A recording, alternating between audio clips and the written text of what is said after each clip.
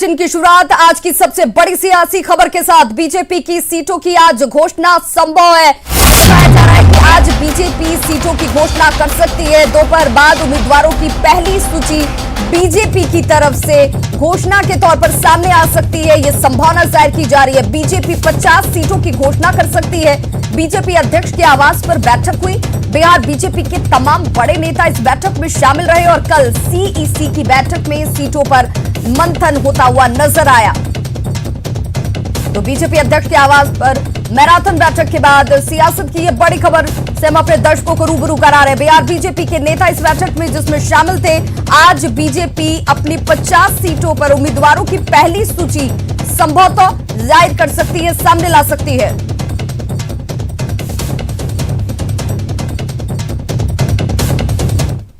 और सियासत की दूसरी बड़ी खबर यह कि एनडीए में सीट बंटवारे का आज ऐलान हो सकता है।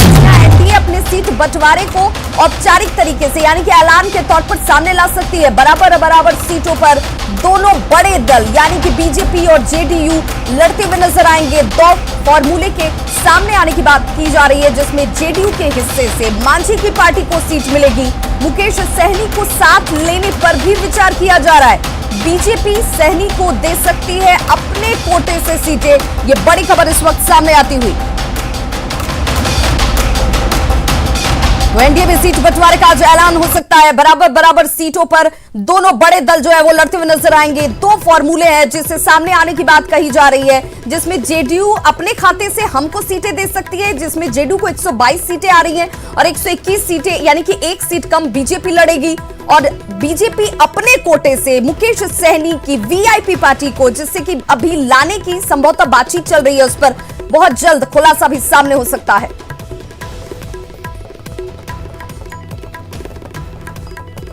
और सहयोगी साकेत हमारे साथ इस वक्त ज्यादा जानकारी के साथ राजधानी पटना से इस वक्त सीधे लाइव जुड़ गए। साकेत, आज का दिन बेहद खास और महत्वपूर्ण क्योंकि अभी तक इसी बात पर मंथन हो रहा था कि आखिर सीटों का फॉर्मूला क्या होगा, क्या वो औपचारिक ऐलान जल्द होगा, क्योंकि अब वक्त बहुत कम बचा है। और उसमें अब एक और महत्वपूर्ण बात जिसे मुकेश सहनी के तौर पर देखा जा रहा है कि क्या मुकेश सहनी एनडीए के साथ होंगे।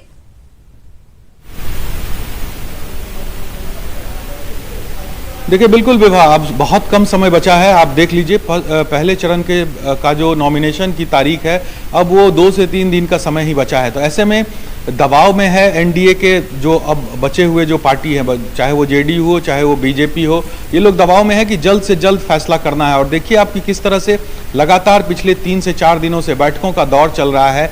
कल रात दिल्ली में जो बैठक हुई, महत्वपूर्ण बैठक, लेकिन ये माना जा रहा था कि कल रात ही बीजेपी अपने फर्स्ट फेज के कुछ उम्मीदवारों के नाम का ऐलान करेगी, लेकिन ऐसा नहीं हुआ। और आज एक बार फिर से बैठक की बात हो रही है कि बीजेपी के नेता एक बार फिर बैठक करेंगे। लेकिन एक बात साफ है विभा कि आज शाम तक बीजेपी अपने उम्मीदवारों के नाम का ऐलान करेगी और हो सकता है कि एनडीए का साझा प्रेस कॉन्फ्रेंस भी पटना में हो, ऐसे हमारे सूत्र बता रहे हैं। और वहां पर एनडीए में सीट शेयरिंग का जो फार्मूला है उसे भी बताया जाएगा। और एक अहम जो खबर ये भी आ रही है कि जिस तरह से मुकेश सहनी महागठबंधन से बाहर हुए हैं, उसके बाद वो कल रात दिल्ली गए हैं आनंद फानन में और वहां पर बीजेपी के नेताओं के साथ उनकी बातचीत चल रही है। तो हो सकता है कि अब मुकेश सहनी को बीजेपी अपने कोटे से सीट दे, साकेत इसे ऐसे देखें क्या कि अगर मुकेश सहनी इस गठबंधन में शामिल होते हैं, एनडीए के साथ आते हैं, तब ये सीटों की संख्या 119 तय की जाएगी, या फिर अगर ये इससे अलग रहते हैं वैसे में 122 और 121 के फॉर्मूले पर एनडीए उतरने वाली है चुनावी मैदान में।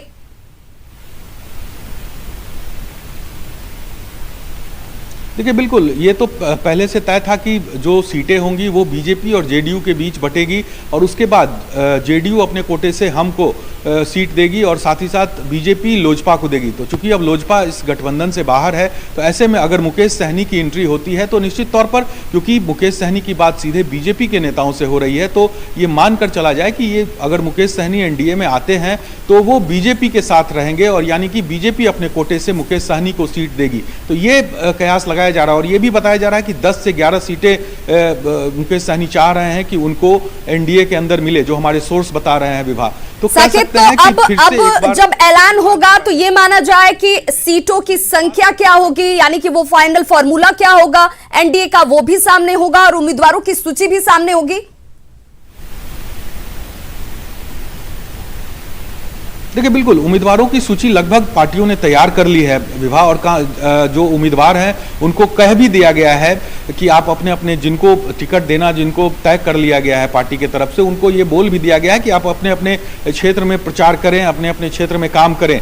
जहां तक अनाउंसमेंट की बात है तो वो जल्द से जल्द किया जाएगा। तो सिर्फ यही एक जो गठबंधन को लेकर जो पेंच फंसा हुआ है विभा, उसी की वजह से ये तमाम जो देरी है वो आप देख पा रहे हैं। अब चूंकि मुकेश सहनी की एक एंट्री हुई है, इसलिए आज भर का भी समय रखा गया है और माना जा रहा है कि आज दोपहर तक बीजेपी के जो तमाम नेता हैं वो दिल्ली से पटना आएंगे। कहा जा रहा था कि कल रात से आज सुबह तक सभी नेता पटना पहुंच जाएंगे, लेकिन अचानक से ये 9 बजे की बैठक रखी गई है दिल्ली में जेपी नड्डा के आवास पर, और वहां पर ये बैठक होगी। उसके बाद बैठक के बाद बीजेपी के सभी नेता पटना आएंगे और यहां पर एक साझा प्रेस कॉन्फ्रेंस होने की बात आ रही है, जिसमें जेडीयू के भी नेता होंगे, बीजेपी के भी नेता होंगे, और अगर मुकेश सहनी इससे जुड़ते हैं तो वो भी इस प्रेस कॉन्फ्रेंस में हो सकते हैं। तो ये तमाम चीजें हैं और इसको लेकर ही मंथन लगातार चल रहा है। और ये बेहद खास तस्वीर होगी अगर मुकेश सहनी इस प्रेस कॉन्फ्रेंस में मौजूद होते हैं। तो बहुत बहुत शुक्रिया साकिब तमाम जानकारी के लिए। तो जिस फॉर्मूले की बात हो रही है उसका फॉर्मूला नंबर 1 ये कहता है कि जेडीयू को 122 सीटें मिलेंगी। 2 फॉर्मूले जिसे लेकर के चर्चाएं बेहद गर्म है, जिसमें पहला फॉर्मूला यह कह रहा है कि जेडीयू को 122 सीटें मिलेंगी, जिसमें से जेडीयू मांझी की पार्टी हम को भी सीट देगी। वहीं बीजेपी 121 सीटों पर चुनाव लड़ेगी और इन सब के बीच अगर मुकेश सहनी की वीआईपी एनडीए खेमे में आती है तो बीजेपी उसे अपने कोटे से सीटें देती हुई नजर आएगी। वहीं दूसरे फॉर्मूले की भी बात कर लें तो उस फॉर्मूले के तहत भी यह जाहिर किया जा रहा है कि 119 सीटों पर दोनों ही पार्टियां जो है वो लड़ सकती हैं और 5 सीटें हमको जा सकती हैं। रुक करेंगे 28 अक्टूबर को पहले चरण का मतदान होना है और ऐसे में 71 सीटों पर यह मतदान होंगे। 2015 में इन 71 सीटों का गणित क्या है इसे समझ लेते हैं। 71 सीटों में से 25 सीटों पर आरजेडी को जीत हासिल हुई थी, वहीं 21 सीटों पर जेडीयू की जीत हुई थी, बीजेपी को 14 सीट हासिल हुई थी और कांग्रेस 8 सीटों पर ही जीत दर्ज कर पाई थी। 2015 के चुनाव में इन 71 सीटों में से हम, वामदल और निर्दलीय उम्मीदवारों को एक-एक सीट मिली थी। और अब बात किशनगंज की कर लें तो किशनगंज में असदुद्दीन ओवैसी की पार्टी एआईएमआईएम के विधायक कमरुल होदा पर आचार संहिता उल्लंघन के मामले में एफआईआर दर्ज किया गया है। बगैर परमिशन के शहर के पश्चिमी पाली मोहल्ले में कमरुल होदा ने जनसभा को संबोधित किया था। एसटीओ से मिली जानकारी के मुताबिक परमिशन सहित कोरोना प्रोटोकॉल को भी यहां पर तोड़ा गया, जिसके फुटेज के आधार पर सीओ किशनगंज को टाउन थाने में मामला दर्ज कराने के लिए निर्देशित किया गया। जांच के बाद आगे की कार्रवाई की जाएगी। पार्टी कार्यकर्ता सम्मेलन कर रहे हैं जिसके लिए उन्होंने कोई परमिशन नहीं दिया था सक्षम प्राधिकार से, और ना ही परमिशन के साथ साथ आप उस बैठक की वीडियो फुटेज देखें तो उसमें कोविड प्रोटोकॉल का भी उल्लंघन है, जिसमें कोई भी व्यक्ति ने मास्क नहीं पहना है। जब 70 लोग 60 लोग इकट्ठा बैठकर मीटिंग कर रहे हैं उसमें कोई भी लोग मास्क का प्रयोग नहीं कर रहे हैं, तो ये आदर्श आचार संहिता के उल्लंघन के साथ साथ कोविड प्रोटोकॉल का भी उल्लंघन है। चुनाव तारीखों की घोषणा होते ही राजनीतिक दल चुनाव प्रचार में जुट गए हैं। पूर्णिया सदर प्रचार में जुटी कांग्रेस की टीम को लोगों के विरोध का सामना करना पड़ा। स्थानीय लोग जल निकासी, पक्की सड़क जैसे कई मुद्दों पर नाराज नजर आए। स्थानीय लोगों और कांग्रेस की टीम से बातचीत की संवाददाता राजेंद्र पाठक ने। चुनावी चर्चा और लोगों से नेताओं का मिलना जुलना जारी है और आप देख रहे हैं कि कीचड़ लदी जो सड़कें हैं उनमें लोग आते हैं और उनसे मिलते हैं और ज़्यादा नाराज़गी इन हालातों पर मिलती है। तो इसी बीच पक्ष विपक्ष की राजनीति हो रही है। चूँकि बरसात का सीजन है, ये घर में कुछ लोग जो है सो घुस रहे हैं। जरा बात करते हैं। आप कौन पार्टी कार्यकर्ता हैं? हम कांग्रेस पार्टी का जो है पूर्णिया जिला कांग्रेस कमेटी अत्यंत पिछड़ा वर्ग का जिला अध्यक्ष मैं हूं, तारानंद विश्वास। मैं यहाँ पर चर्चा हुई लोगों से, यहाँ पर आने के बाद चर्चा हुई कि ये जो है 5 साल जो है बीजेपी की जो विधायक यहाँ रहे हैं, एक भी तरह का काम यहाँ नहीं हुआ है। इधर देखिए रहे सर, कीचड़ में सब डूबा हुआ है जनता। कोई देखने वाला नहीं है, कोई सुनने वाला नहीं है। खाली वोट के लिए तो सब दौड़ता है, लेकिन काम करना तो कोई नहीं जानता है। हलचल कुछ नहीं है सर, हर गरीब का जैसे अब विधायक हम लोग बनाए तो आप सामाजिक तौर पे देखिएगा कि क्या है। सामाजिक तौर पे आप आते हैं, पानी लगता है, आप आए वितरण करके चले गए, उससे क्या मतलब है। आप देखिएगा कि समाज में क्या हो रहा है, किसके साथ क्या हो रहा है, किसको क्या दिक्कत है, वो तो आप दिक्कत देखते ही नहीं है, तो फिर हम आपको विधायक क्यों चुने। कांग्रेस पार्टी की एक टीम के साथ हम थे, जो अपने जनसंपर्क में लगे हुए थे कार्यकर्ता, उनके साथ जो लोग थे वो बातें कह रहे थे। अब तो ये पार्टी के सामने की बातें हुई। कैमरामैन मनोज के साथ राजेंद्र पाठक, न्यूज 18 पूर्णिया। तो बिहार विधानसभा चुनाव में अकेले लड़ने के फैसले के बाद पार्टी के राष्ट्रीय अध्यक्ष चिराग पासवान चाचा पशुपति पारस से मुलाकात करने के लिए उनके पैतृक आवास पर पहुंचे। चिराग से पशुपति पारस की मुलाकात होती है और चिराग ने अपने चाचा के पैर छूकर चुनाव में उतरने के लिए आशीर्वाद लिया, तो चाचा ने भी चिराग को लड्डू खिलाकर बधाई दी। वहीं पशुपति पारस से मिलने के बाद चिराग पासवान ने कहा कि पार्टी के लिए ये दिन बेहद अच्छा है और आगामी चुनाव में हमारी जीत होगी। पार्टी के लिए आज बहुत बड़ी खुशी का दिन है। पार्टी के लिए आज बहुत बड़ी खुशी का दिन है। पार्टी के लिए आज बहुत बड़ी खुशी का दिन है। तो एनडीए से रिश्ता तोड़ अलग चुनाव लड़ने के एलजेपी के फैसले पर जेडीयू नेताओं ने चिराग पासवान पर जोरदार हमला बोला है। अशोक चौधरी ने पूछा कि चिराग पासवान किस वैचारिक मतभेद की बात करते हैं, जब वे खुद चुनाव लड़ रहे थे और नीतीश कुमार उनके लिए प्रचार कर रहे थे, तब वैचारिक मतभेद कहां था और विधानसभा चुनाव के समय में नीतीश कुमार से वैचारिक मतभेद कैसे हो गया। हर लोगों को अपनी अपनी राजनीति करना है। कभी एलजेपी तो हमारे साथ विधानसभा के चुनाव में रही नहीं, तो हम लोगों को बहुत फर्क नहीं पड़ने वाला है। लेकिन ये एनडीए से जिस ढंग से उन्होंने कहा है कि नीतीश कुमार जो है उन पे भरोसा नहीं है और इसलिए उनके खिलाफ उम्मीदवार उतारेंगे। नहीं, हम तो यही जानना चाहते हैं ना कि हमारे से क्या वैचारिक, उनका जो प्रेस रिलीज आया है उसमें वो कहते हैं कि हमारा वैचारिक मतभेद है, तो हम ये जानना चाहते हैं कि क्या वैचारिक मतभेद है। 1998 एट्रोसिटी एक्ट पर दलितों को नौकरी देना, इसके लिए आपका वैचारिक मतभेद है।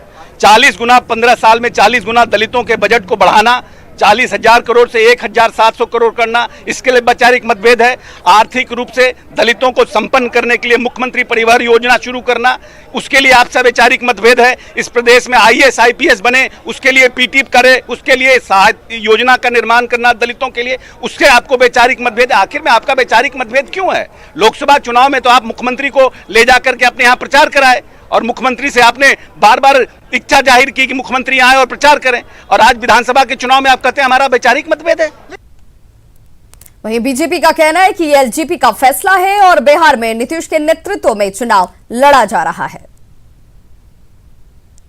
शीर्षस्थ नेतृत्व ने बार बार ये स्पष्ट किया है, वो चाहे केंद्रीय गृह मंत्री श्री अमित शाह हो, वो चाहे अपने राष्ट्रीय अध्यक्ष श्री जेपी नड्डा हो, कि 2020 का चुनाव हम लोग जन जन की पुकार आत्मनिर्भर बिहार के नारे से लड़ेंगे और प्रदेश में हमारा नेतृत्व बिहार के मुख्यमंत्री श्री नीतीश कुमार करेंगे और केंद्र से हम लोग प्रधानमंत्री मोदी जी के आशीर्वाद से चुनाव में जाने वाले हैं।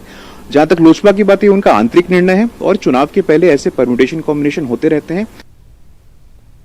तो कुछ और खबरों के साथ जल्द होंगे वापस, बने रहिए हमारे साथ। और बड़ी खबर मधुबनी में, जहां पर चॉकलेट चोरी के आरोप में 13 साल के बच्चे की पीट कर हत्या कर दी गई और शव को जबरन दफना दिया गया। घटना हरलाखी थाना क्षेत्र की और मामला 30 सितंबर का बताया जा रहा है। मृतक के परिजनों के मुताबिक घटना की जानकारी पुलिस तक नहीं पहुंचे, इसके लिए दबंगों ने 2 दिनों तक परिजनों को घर के बाहर जाने से भी रोक रखा था। हत्या का आरोप मोहम्मद कासिम पर लगाया जा रहा है। फिलहाल 7 लोगों के खिलाफ FIR दर्ज कराई गई है। मोहम्मद कासिम साहब ने मारा। ये कार्रवाई करने के लिए मैं DSP साहब मधुबनी दिए हुए थे, ये कार्रवाई करने के लिए। दुकान पे गए, वो बच्चा दूसरे टोले में खेलने के लिए गए और दुकान में चॉकलेट का नाम इल्जाम लगा करके उसको गमछा लपेट करके लाया घर, दरवाजे पर धर दिए थे। हम दोनों साथ तो जब चौड़ी से आए ना, जब देखे कि वो मार करके रख दिए हुए थे। सबको कब्रगाह से उखाड़ना है, उखाड़ने की कार्रवाई चल रही है और उखाड़ने के बाद इसे पोस्टमार्टम में भेजना है। उसके बाद देखिए क्या आता है रिपोर्ट, उसके बाद जैसा होगा आप लोग को पता चलेगा।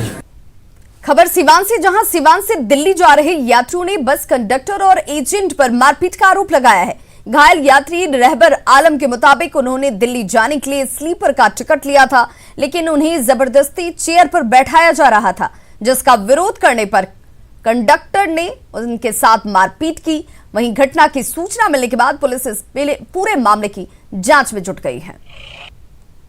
जिससे टिकट बुक करवाया था, साहिल बस के जो एजेंट लोग बैठते हैं बस स्टैंड में, ललित बस स्टैंड में, उन्होंने बोला कि आपको चेयर कार में जाना पड़ेगा। तो हमने बोला कि आपने स्लीपर का टिकट बुक किया है, चेयर कार में क्यों भेज रहे हैं। तो इस बात पे वहाँ से 15-20 लोगों ने लोहे से, रॉड से, हॉकी से मेरे को मारा, सर फट गया मेरा।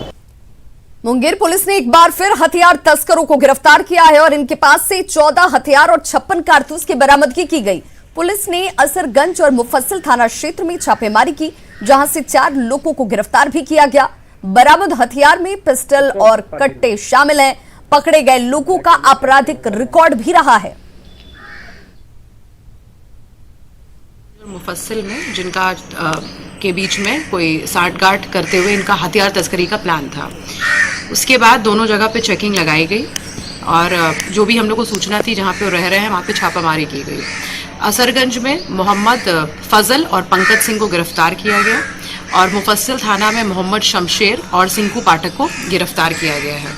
पत्रकार पुष्य मित्र की किताब रुकतापुर की किताब जो है लोगों को बेहद पसंद आ रही है। ये किताब आम बिहारियों की दशा पर लिखी गई है। बाढ़, बेरोजगारी, पलायन, भूख, गरीबी, चमकी बुखार सहित तमाम तरह की दिक्कतों का जिक्र इस किताब में एक कहानी के माध्यम से किया गया है। विषय है बिहार। जैसा कि आप देख रहे हैं इसमें लिखा है बिहार जहां थम जाता है पहिया बदलाव की हर गाड़ी का। तो बिहार को जिस तेज़ी से बदलने की ज़रूरत है उस तेज़ी से बिहार बदल नहीं पा रहा है। और उसकी वजह क्या है? उसकी वजह जब हम राजधानी पटना से बाहर निकलते हैं तो देखते हैं कि किस तरह से हमारे ग्रामीण इलाके और दूसरे शहर बहुत पुराने ज़माने के तरीके से विकसित हो रहे हैं। यहाँ हर साल बाढ़ आती है, हर साल चमकी बुखार में बच्चे मर जाते हैं और दूसरी और तमाम समस्याएं हैं। हर छोटी छोटी चीज़ के लिए बिहार के लोगों को बाहर जाना पड़ता है, पलायन करना पड़ता है, चाहे रोजगार का मसला हो, पढ़ाई का मसला हो या स्वास्थ्य का मसला हो। इन तमाम मसलों को लेके मैंने इस किताब में फील्ड रिपोर्टिंग की है, कुछ आंकड़े दिए हैं और भी कुछ कहानियां हैं। तो खबरों का सिलसिला लगातार जारी है। आप देखते रहिए न्यूज़ 18 बिहार झारखंड।